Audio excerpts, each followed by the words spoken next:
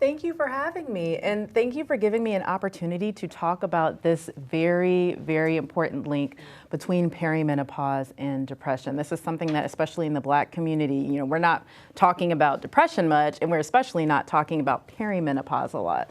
So very important. The average age of perimenopause, it usually happens in your 40s.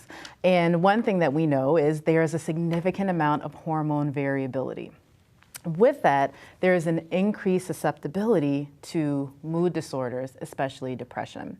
About 1 in 5 women experiences depression during her lifetime, and women are at a 2 to 4 times increased risk of experiencing a major depressive disorder at the time of perimenopause.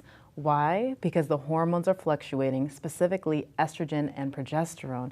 And estrogen especially has control over a number of neurotransmitters and in our brains. And that's really going to affect symptoms you might experience. So things like irritability, anxiety, feeling annoyed, insomnia, all of these things, all of them are depressive symptoms that you could experience around perimenopause. So depressive symptoms that occur with perimenopause, when you have depressive symptoms, are going to include feelings of sadness, but then also feelings of decreased interest.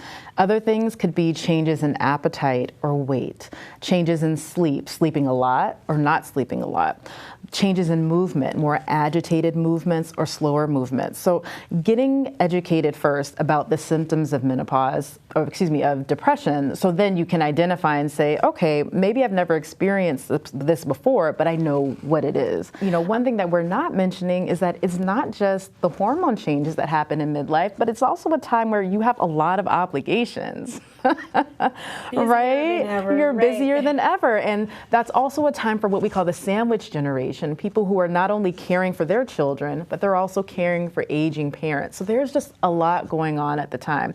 So I think just being able to tell yourself, hey, there's a lot going on now.